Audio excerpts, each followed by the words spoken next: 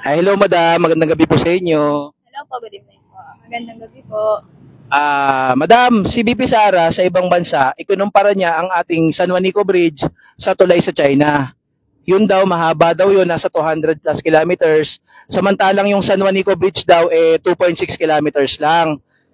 Naiirita daw siya na tawagin itong isang tourist spot. Para sa inyo po, sang-ayon po ba kayo sa kanya na ang San Juanico Bridge, dahil maigsi lang, ay hindi na dapat kinikilala na tourist spot sa ating bansa?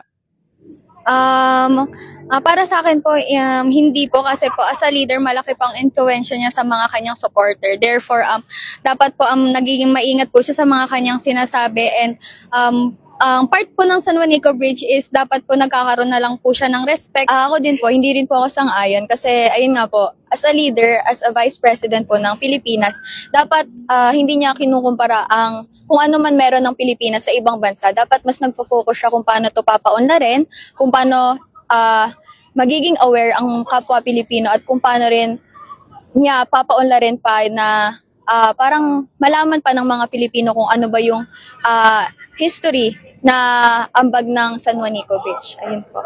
Ayun, talaga kita madam. Ayun nga po. So, malaki po siyang impluwensya sa kanyang mga supporter.